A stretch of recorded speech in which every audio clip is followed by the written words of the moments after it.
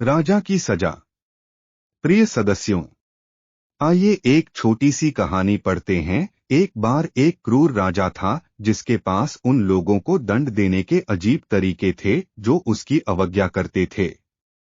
एक बार राजा ने 10 सबसे खूंखार कुत्तों को इकट्ठा करने का आदेश दिया और उन्हें एक बड़ी जेल में रखा। फिर उसने घोषणा की कि जो भी व्यक्ति उसकी अवज्ञा करता है या उसकी आज्ञाओं के विरुद्ध जाता है, उसे कुत्तों के सामने फेंककर दंडित किया जाएगा। एक दिन एक मंत्री ने अपनी राय दी जिसमें गलती हुई और यह राजा को खुश नहीं करता था, इसलिए उसे कुत्तों को फेंकने का आदेश दिया गया था। मंत्री ने कहा, मैंने 10 साल तक आपकी सेवा की है और इस तरह आप मुझे चुकाते हैं। इस आदेश को निष्पादित करने से पहले मुझे 10 दिन का समय दें। राजा ने कहा, आप अपना अनुरोध करेंगे। तो मंत्री कुत्तों की देखभाल करने वाले के पास गया और कहा, मैं केवल 10 दिनों के लिए इन कुत्तों की देखभाल करना चाहता हूं। उन्होंने कहा, आप अपना अनुरोध स्वीकार करेंगे।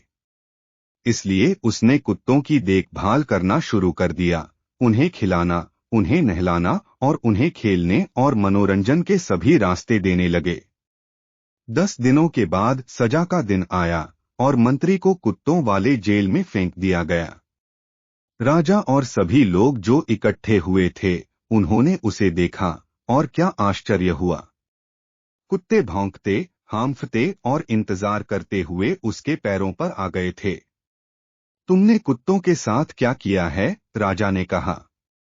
मंत्री ने जवाब दिया, मैंने इन कुत्तों को केवल 10 दिनों तक परोसा और वे उस दयालुता को नहीं भूले।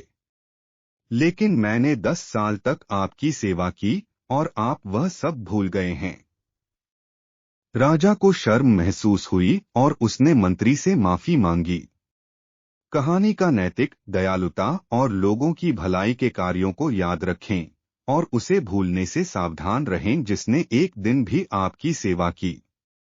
अल्लाह ताला फरमाता है, जो लोग अपने क्रोध को नियंत्रित करते हैं और अन्य लोगों को क्षमा करते हैं, अल्लाह नेक काम करने वालों से प्यार करता है।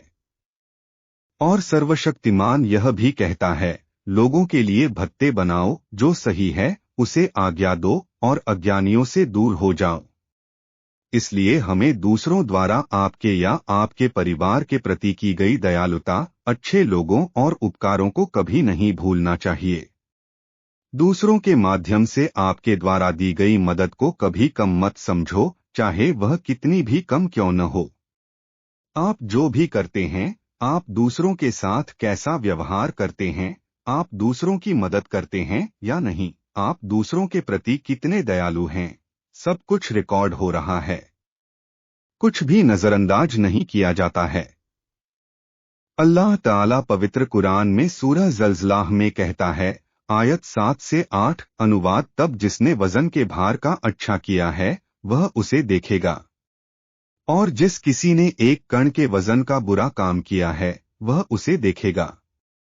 हमारी दयालुता हमारे दिल के भीतर गहराई से आनी चाहिए।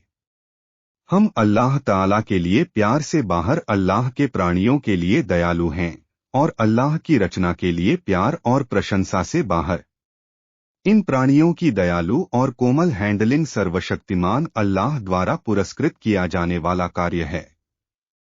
हमारी दयालुता हमारे आसपास की हर चीज तक फैली हुई है। हमें जरूरतमंदों और अनाथों के प्रति दयालु होना चाहिए और खिलाना, मदद करना और उन्हें एक दयालु शब्द कहना धर्मपरायणता का एक सच्चा कार्य है। हमारी दयालुता में न केवल मदद करने वाला हाथ शामिल होना चाहिए, बल्कि लोगों की मदद करने के लिए अपना पैसा भी खर्च करना चाहिए। दूसरों की मदद करने के लिए अपना धन खर्च करना जो कम भाग्यशाली हैं, हमारे धर्म का एक महत्वपूर्ण हिस्सा है। एक मुसलमान से कम यही अपेक्षा की जाती है कि वह दूसरों के प्रति दयालु शब्दों का प्रयोग करे। हमें इनाम पाने के लिए दयालु नहीं होना चाहिए, बल्कि अल्लाह की खातिर और अच्छा होने की इच्छा के लिए होना चाहिए। दूसरे शब्दों में, अल्लाह ताला के आपके प्यार से दयालुता उगनी चाहिए, साथ ही हमारा धर्म हमें मतलबी होने से बचने के लिए कहता है। सावधान रहें कि आप असंगत नहीं हैं या दूसरों के लिए परेशानी का कारण नहीं हैं। ऐसे व्यक्ति को दूसरों द्वारा पसंद या सहन नहीं किया जाएगा। ऐसे व्यक्ति से बचा जाएगा। अच्छे मुसलमान विचारशील होने की कोशिश करते हैं और दूसरों पर बोझ नहीं बनने की कोशिश करते हैं।